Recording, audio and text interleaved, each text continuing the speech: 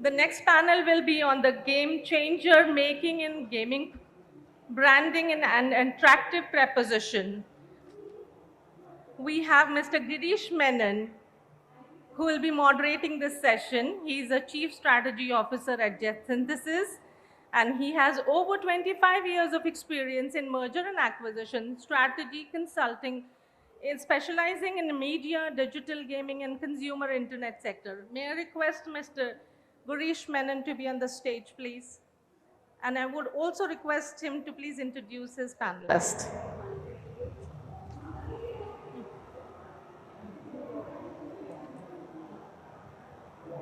And thank you so much for coming over and attending this panel today. My name is Girish Menon. I am Chief Strategy Officer at JetSynthesys. And today, the conversation that we wanted to have, with my fellow panelists is about in-game branding, both the opportunities, some of the challenges that we see, and also what can we do to sort of, leverage some of the potential what exists here, right? So to talk about that, I've got two of my colleagues here from the industry to look at it from two different perspectives, right? One is from a studio perspective and then the brand perspective. So to start off, let me call Anuj Mankad, who's CEO of Nautilus and creator of the Real Cricket franchise.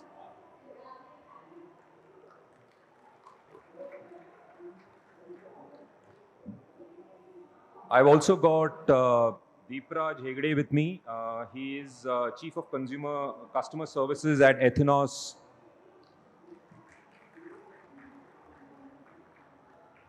Thanks. So to start, maybe maybe like a 30-second intro background of both of you would be useful, and then we can maybe dive in. Anuj? Hey guys, thanks for attending, and Girish, thanks for having us on stage. Just सामने कर.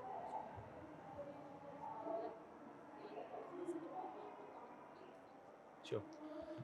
Sorry, before we start, if you don't mind, a lot of the people who are sitting at the back maybe come over, because there's a lot of audio. It'll be easier to listen in if you're closer. Thank you.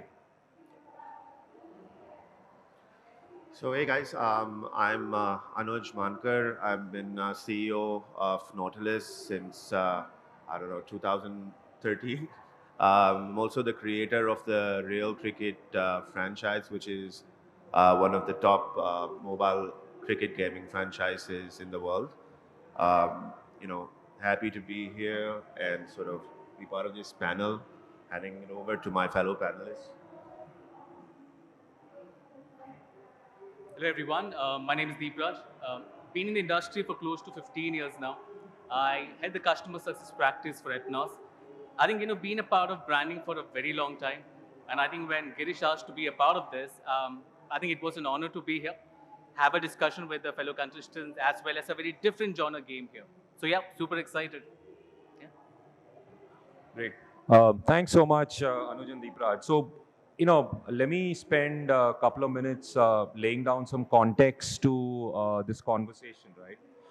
So, obviously, this is the India Gaming Show. We are here to talk about gaming, and this is a space that has been exploding and doesn't seem to show any signs of slowing down, right? We've got at an India level, if you look at it, 400 million plus users, and that number is only expected to grow, somewhere between 600 to 700 million in the next couple of years, right? And with a whole bunch of triggers, both globally and in India, including 5G, like I said, there's no signs of it slowing down. The other very important aspect to keep in mind. So on one hand, you got a very large user base. The other very interesting aspect of this user base is this base is very, very highly engaged, right? And as you go into mid-core and hardcore games, the amount of time daily that a gamer spends with the game is fairly significant, generally upwards of an hour or so. And that potentially gives brands a lot of opportunities to engage with the customer. Another very important aspect to keep in mind, and we spoke about this a bit yesterday with Gen Z, demographics being a very, very large composition of India today, and going forward. This is also a demographic that spends a lot of time gaming, and statistics from surveys show that, on an average, 6 to 7 hours weekly on gaming is what Gen Z tends to spend. So there's a fair amount of time that you see that's available. The other angle in all of this, and this is where the whole brand equation comes into play, is advertising is at least again in India today, the largest component from a monetization perspective for games, particularly once you remove RMG and fantasy gaming from the equation. Upwards of 70-75% comes from ad monetization, and therefore again to think through models for this is very, very critical, right? But the flip side to this conversation, and I think that's really what I want to explore today, is a lot of this ad monetization is really happening through ad engines, and monetizations through that, and not as much through direct in-game branding and integrations that could be there. Whereas globally, this is something that has seen a huge amount of traction, huge amount of interest, and a lot of very interesting case studies of how brands have managed to integrate themselves very, very deeply into a game, right? So I think what I want to therefore cover today is, with both of you, is one, the potential of brands to associate with games in a deeper manner, and two, what's sort of holding it back in India at this point, and then maybe explore a little bit of what potentially needs to be done to maybe change this mindset and create more opportunities, right? So to start off, Anuj, maybe let's talk about the opportunity part of it, as to say, why do you think, as a studio, that brands have a great, gaming is rather a great opportunity for brands to engage with consumers, and some aspects around that maybe we can explore. So in terms of gaming as a outlet for brands to sort of integrate, and it's very similar to what we need to basically. You mentioned a lot of things about what we're trying to achieve, and one of the main things that we need to try and achieve, as a gaming industry and as a with brands, is that we need to explain to them and make them understand that games and gaming is no different from any other outlet where they sort of express themselves. So if you look at television, right, why do brands get on television? Because of the exposure that it gets them, right? It's because of the eyeballs it gets them. Yep. It's because people sort of watch a cricket match, right? And whilst they're watching a cricket match, they're indirectly also seeing the boundary boards when a four is hit, etc. The same opportunities are available, now in terms of gaming. The great part about gaming, though, is it's way more engaging. Yeah. Right. So when a user is sort of playing a game vis-a-vis when you watch a match, your concentration levels are far more. So that's of great advantage to any brand. In terms of the opportunities that are available in gaming, I'll just explain what's available, at least with real cricket. Yeah. When we sort of call it real cricket, we didn't just mean in terms of gameplay. We've made sure that we provided the same branding opportunities as any brand would get in an actual cricket event. Those same opportunities exist in the game itself. So, for instance, we have a drinks break in the game. What happens when a beverage partner, signs up to a cricket event? His bottles will sort of be used in the drinks break. We have the same ability, right? So, Yeah. You have to talk about the peripheral branding. We have the same opportunity, right? You talk about the man of the match, and you see all the different brands at the back of the postcard that they make. True. We have the same opportunity, right? So we've made sure that if a brand comes in, we've given him a sort of realistic, outlet, which mirrors the real world sport of cricket, and the same equal opportunities to brand. However, The difference is, and this is something that we need to then start explaining to brands, is that you need to wait for a cricket event or a cricket match for Yeah. that branding opportunity to arise. But today, I have millions of users, unique users playing real cricket, right? True. Where there is a match every minute, every second of the 24 hours that we live, right? So think about it from that perspective. Uh, we also have, in terms of engagement, Yeah. our engagement times on average for a user is about an hour. So think about it that if you're a brand, my user is giving you an hour of his unparalleled attention, right? And that's daily. Yeah, when you're watching a cricket match, you're probably sipping a drink, socializing, you're snacking, right? But when you're playing, you're not doing any of that, right? You're holding the phone to your face, right? Concentrating, and that sort of engagement, Yeah. I think, is really valuable to brands, and we, as an industry, need to explain it to them. Absolutely. No, fair. Deepraj, from your perspective, the other side of the story, right? Uh, Today, how do brands in India in particular actually perceive gaming, right? Do they see the value in it? Do they understand, the potential, like Anuj mentioned, or do you see some kind of a gap that exists? Okay, Girish, let me start by saying, you know what, being a part of media and brand itself, I think we always talk about awareness. Yeah. But what is really lacking is, are brands really aware about the opportunities that come with gaming as an industry? True. I believe no. This also happened for the fact is, when we talk about gaming, many of them think about the fact it's for a tech company or a gadget company, it's a very expensive affair, because most of them try to link gaming into consoling. Okay, but for a country like India, where mobile gaming takes a major share, we really need to introduce it to the client, saying, you know what, you're talking about opportunity that is immense, and Girish, there are a lot of myths that surrounds this. We don't really have a proper way of measuring. Will we get the right ROI? Okay, is it an expensive affair? I think all this has been tackled by the industry itself. But is the industry or the brands aware of these changes? The answer is no. I think somewhere we are also to be blamed. When we talk about the market mix modeling or talking about the right mix of marketing budgets, you might see a content calendar coming out. You will see awards being a part of it, musical shows, reality shows, but never will we see gaming being a part of it. And that creates a perception that this is an expensive affair, would Right. be done only by some of the clients. I think that's where we need to start changing. So to answer your question, yes, the awareness is quite low, which can change because the way you said, the opportunity is immense, but we need to start educating the brands, saying, you know what, there are myths surrounding it. You have had the right ROI that can be delivered. Right. This can be done through programmatic because that simplifies the entire life out there. At the same time, you don't really need to start from scratch. You can be a part of the existing properties, which is big enough, okay? And instead of starting from scratch, you can leverage it, experiment a bit, Yeah. then see the result, and then True. work on it. Got it. But Girish, one thing which I also believe is the fact is we consider gaming to be a disruption, okay?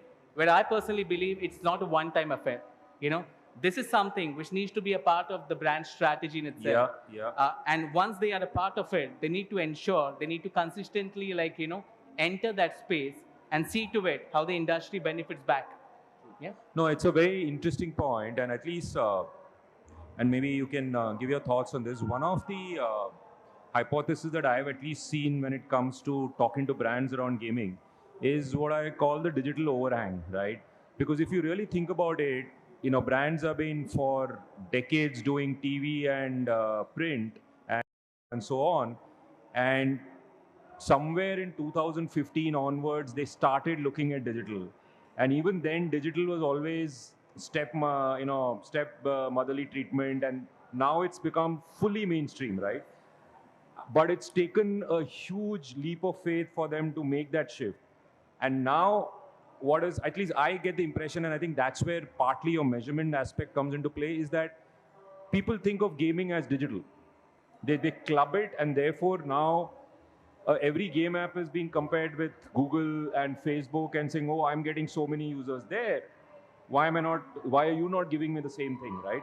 So I think one of the challenges that I wanted to understand, how do we sort of address, therefore, is this whole mindset towards gaming. And you mentioned some of the myths that exist and all of that, right? So how do we sort of go about working with brands to change, this thinking, right? Okay, so the way you rightly said, okay, it took a while for the digital to actually be the core of the kind of marketing as such. Right. And the journey is going to be the same for even the gaming industry, let's be honest. But what I believe lacks is like, is the nurturing side of it, okay? We can't really like, go one day and talk about the fact, oh, there's an event coming. Do you want to be a part of it? There's a bit of a hand-holding required here with the brands, okay? Just like, you can talk about the way MTV comes with a playbook, which talks about what this youth really wants, okay? If we can have something similar on the gaming lines. And Girish, what is really fascinating is we talk about Gen Z always, but there is a huge share of millennials and also 45 plus who are a part of it. Absolutely. So we are no more niche, okay? And with the whole women participation or female participation growing beyond 20%, the opportunities are immense, okay? And I don't think really the industry is aware of it. Yeah. That's also because we don't have enough spokesperson there. The developers can definitely be the spokesperson, but we also want the community to go out there and talk about it.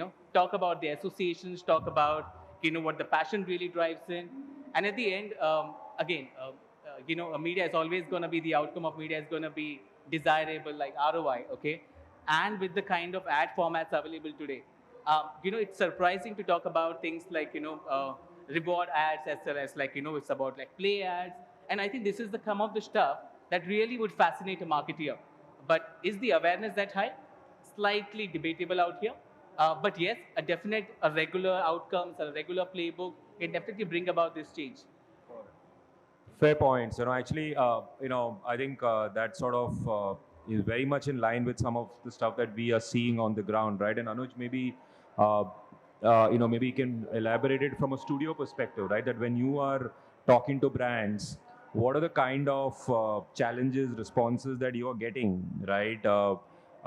Which you believe needs to be changed, but also another angle, right? Uh, in any game, ultimately the user comes first, right? You can't mess up the gameplay for any reason, right?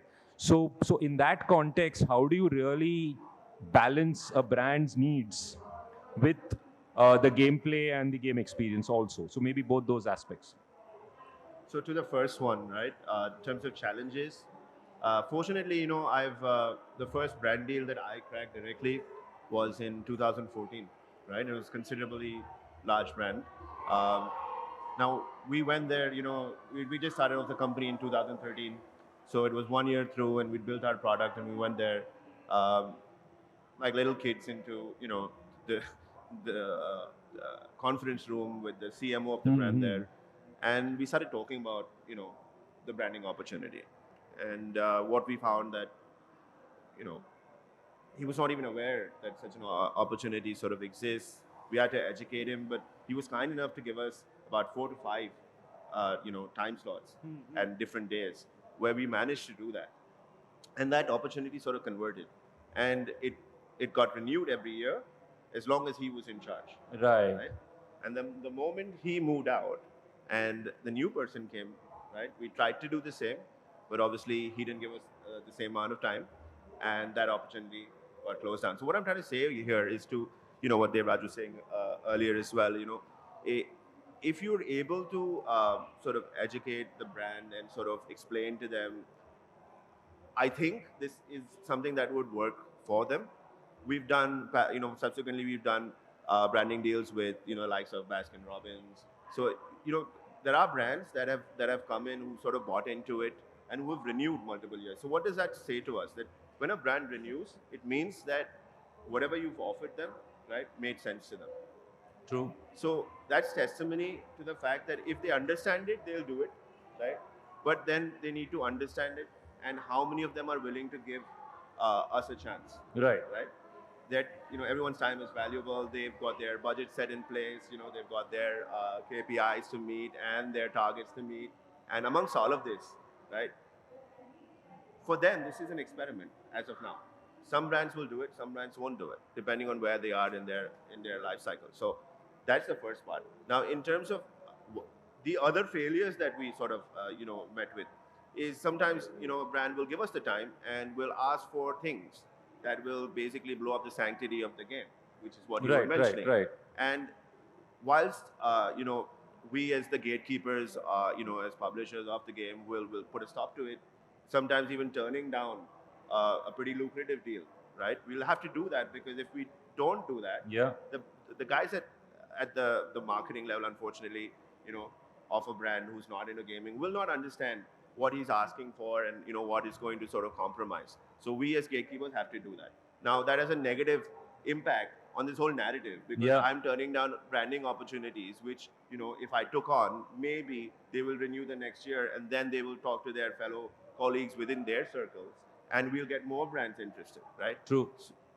So I hope answered your question. No, no, absolutely. No, in fact, I think that point is very relevant, and maybe segues into the other aspect, right? Uh, so if you take that conversation like you just mentioned, right? You go to a brand manager and he says, oh, I'm interested. Then he asks for something which is not possible because it affects the sanctity of the game, right? But what we are also seeing is that there is the ability to think of very, very innovative ways to do those integrations, and you don't have to be restricted by the traditional models of integration. Because I think a lot of the asks come from, oh, I can do this in TV, I can do this in movies, and I can do this, so why can't I do it here, right? But some of the more successful collaborations have come when the brand has become an integral part of the game rather than force-fitted into the narrative, right? And we've seen some of the things that Fortnite, as an example, does with Wendy's, and I think they did something with John Wick and a few others, where it's part of the gameplay in some way, and then it feeds on the user base also and the narrative of the game, and then it tends to give brands that virality which most people want, but it's always a moonshot, right, as to how do you actually get it. So maybe we can explore some thoughts around maybe some case studies or some things that you've seen where there's been genuine, interesting innovations when it comes to in-game brand collaborations. Both of you, please. So I'll go first if you don't mind.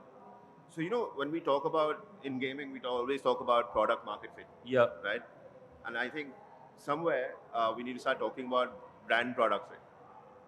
True. There have been integrations in the past which have been done well, but at the same time, there have been integrations in the past which have been completely forced. Right?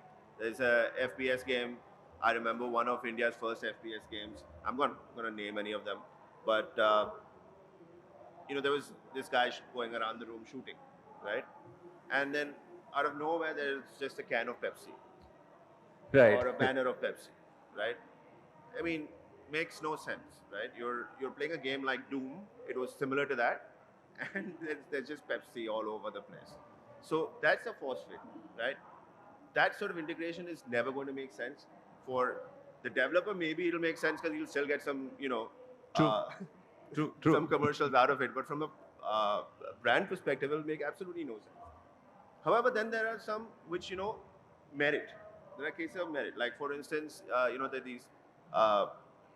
Like for us in terms of cricket, we have SS, which is Sareen Sports, which is a prominent bat manufacturer, and Grey Nichols, which is an international bat manufacturer. We have them in the game because it makes sense. Right? True. You put them on the bat, that's what they make. This is what it's all about. Similarly, there are these battle royale games, and where there's an energy drink which is essential to gameplay. So an energy drink brand would benefit from going straight and partnering with them because that element is essential to the game. Whether the brand comes in or not, that energy drink is still going to be in the game. True. Right. So I think an important thing is that instead of looking for force fits की branding deal करनी है gaming में और कुछ भी कर लो, उससे बेहतर ये है कि you have a product. Within the product, you look at what makes sense and find a brand product fit. Yeah. Do a few deals of that nature. I know it'll be slightly harder, but if you're able to show value, True. right, that'll be a big Kickstarter for branding. And I always believe that and this was the same strategy when we started building Real Cricket as well. That you win first at home, and then you go outside to conquer the world. And I think as there are more and more Indian game publishers coming up and who are developing successful products, because you need to have a successful product and an audience base for a brand to be interested. but that's increasing now in India. And if all of us could come together and start this movement here first, right, and get the brands in India first, Right. to be sort of targeted and sort of to work with us, I think then that can have a snowball effect and allow us to even go outside and get international brands. Got it. Deepraj? Okay. So Girish, I have a slightly also talk about the fact the brands are changing. I believe the example which you gave about Edward Gamers, where brands collaborate to create a game of its own, which was done by Pepsi or Wendy for that matter. I think I've also seen the way discussion is going. Okay, I know when Gillette spoke about associating and getting into the zone, or Apifis for that matter, they understand the opportunity is immense. Okay, but at the same time, they also understand the fact that there's a certain TG that they can reach out to, which otherwise would be difficult. But if I take it completely to a different level, which talks about data and insights, okay, because that's my code, the kind of customization and personalization which is possible in the gaming aspect is immense, okay? Yeah. And not many channels are able to do that in today's time. I think that could be one way where we can talk about the fact that how your brand is not going to be in a chaotic situation where people might just ignore you between multiple sponsors. We might be able to create a lot of personalized stuff which is unique for you. So instead of trying to say one size fits all, you might try to create a completely different proposition for you, which will be unique to you and which may not be shared with someone else. And the engagement doesn't really have to be stopped with the in streaming aspect. Yep. It can be pre and post as well. Okay, and I think that is going to benefit both the players, the developers, as well as the brand in itself. But yet, not much of that is happening in today's time. But if we can start giving that and making that as a proposition, where it's a year-long activity, okay, that could definitely be of some interest. And the next step could definitely be the Edward Gamers, where you can create something in collaboration with the brand. Got it. No, it's a very interesting point that you made, right? And you see this happen a fair bit globally, where you got levels created specifically for brands, right? Different game modes and gameplays created in collaboration with brands, or in certain cases, characters, incorporated within the game, actually brand ambassadors in some form or the other, right? And I think we've spoken about the whole challenger mode concept and all of that, where you can actually customize. Maybe we can talk a little bit about exactly that, right? How do you create customized gameplay or levels or something like that as an option for brands to explore, which is uniquely theirs? So I think again, this is basically the level 2. Yeah. Right. Because what happens if you start with level 1 for this, right? You'll end up doing exactly what I said we shouldn't. Yes. Which is force fitting a brand, right? When you talk about collaborations, I'm okay with that because collaborations can be done very smartly. True. So PUBG, for instance, collaborated with McLaren, but it made sense to have a McLaren in PUBG because they already had cars, Yeah. right? They had a Jeep, then they had a another one which could go a little faster, each having its own plus and minuses, and then you have McLaren for a limited period of time, right? True. It made sense because there was already a car in PUBG, but if there were no car in PUBG, then if you just put in let's make a level where there's cars, right? I'm not sure it'll give out gameplay which True. is necessarily good or intended by the publisher. Fair point. Fair. The other point that I wanted to just sort of explore before we start winding off is, as now we are seeing technology evolve even further when it comes to game integrations, right? So what are some of the opportunities that you see where technology can be leveraged far better, right? So whether it's AI, whether it is augmented reality or mixed reality models, or any other aspects, you think there is an opportunity to use technology to do this brand game fit far better? No, I think in terms of the brands is my outlook. The technology is already there. If we go back to our first 2 questions and answers, right?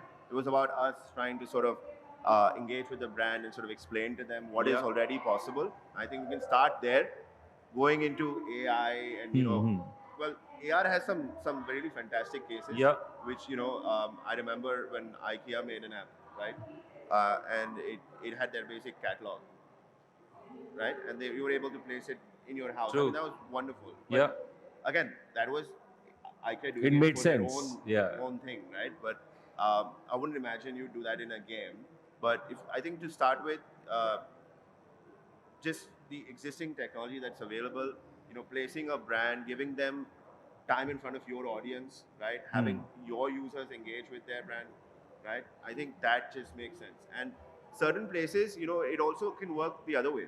So I remember my good friend Anuj Tandon, right? I remember meeting him first time in the year 2013 at one of the gaming conferences, and he was making a squash game. And one of the challenges of the game publisher and developer is discovery, Yeah. right? At that point of time, everyone is trying to get their app discovered and downloaded and all of that. And he had a very good take on this, and he partnered at that point of time with Dunlop, if I remember correctly, which makes those the rackets and the balls, right, for squash. And I used that learning, right, and did the same with Real Cricket, and that's why I went and chased SS and Clinicals. The reason was sometimes brands can add immense authenticity to the game, right? Because if, like in his case, he was a squash game, right? The moment you see Dunlop, or if you're a tennis team, you see Wilson, right? There is immediate authenticity that you've added to your product at sometimes no cost. True. Right? Sometimes you're getting paid for it. So, why do people go out and get licenses of, different players, celebrities, etc.? It is because of the discovery, because of, or to add some level of authenticity. So, whilst we're saying right now that, okay, here's what games can offer to brands, but there's a lot brands can offer to games as well.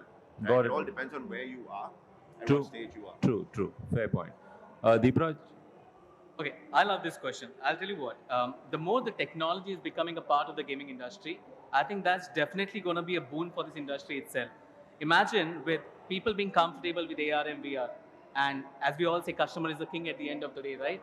And when customer starts demanding an experience like that, and once they are hooked up to something like this, it becomes all the more reason for the brands to start looking out for platforms who can deliver similar experience.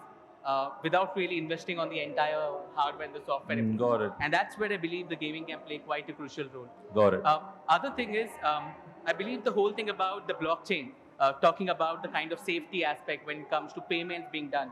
I believe this is again going to bring an immense amount of trust for the brands, so that they can start having those in-app purchases. Okay, making the engagement to a slightly next level, and not really stopping with viewability and completion, but also trying to see something leading to a brand consumption at the end of it. Got it.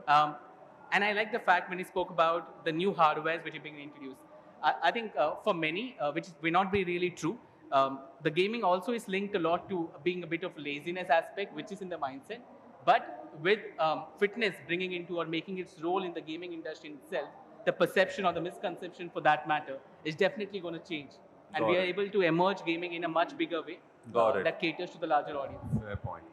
And to your point again, you mentioned about new technologies and all of that, and I said no. The existing technologies. I think sometimes it's about the integration, how smart they can be. Yeah. So I'll just give you an example, right? There's one integration we did for a brand.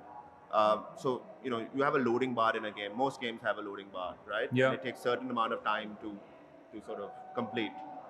What we did was we actually intentionally slowed down our loading bar, right? And it went up to 30% and it slowed down. And then we popped up the ad of, this was basically an SSD brand, right? And their whole motto was, 10x faster or whatever, right? So we slowed it down up to that point, and then we sort of surfaced them on the loading screen, and then the bar would go. Got it. Very interesting. So sometimes it's about how smartly you do the integration, rather than saying that I'll use AI or something that is probably not required even at this stage. Fair point. Just one more point, Deepraj, on I think what Anuj had mentioned earlier on discovery, right? And I just want to connect that to social media and social communities, right? And gamers tend to be actually, fairly social in that sense, in terms of their connectedness and speaking out and sharing, right?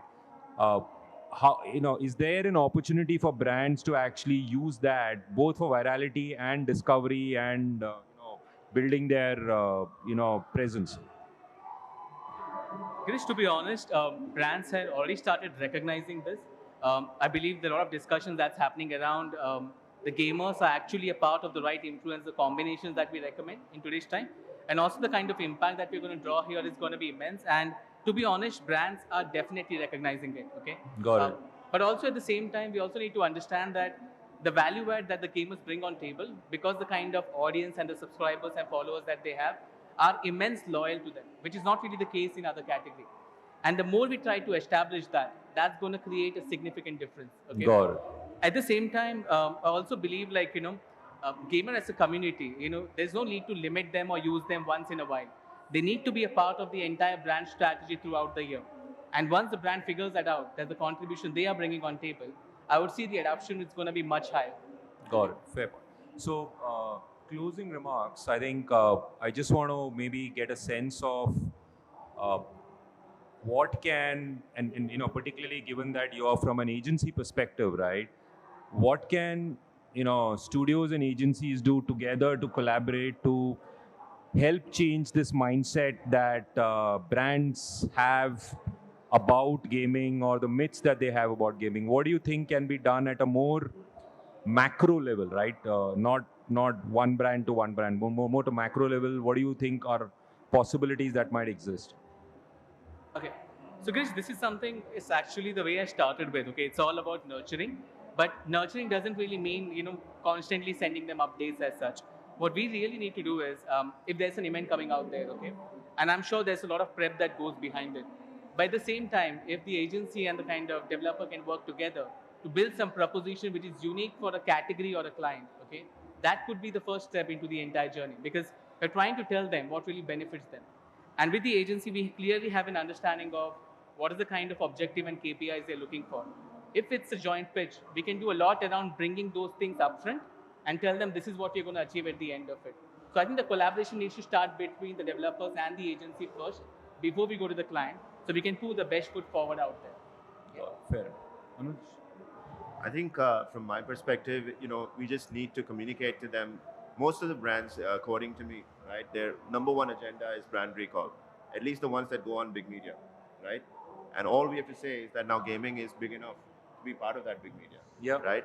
Because if you're looking at brand recall, what games can do for you would be either at the same level or better than True. other current means of big media that we have. Got it. Fair enough. Great. Thank you so much, guys. At a lower cost. Absolutely. Absolutely. Right. Thank you so much, guys. I think it's been a very, very interesting conversation. And thanks so much, guys, for listening in, and hope this has been useful to you guys. So great. Thanks so much.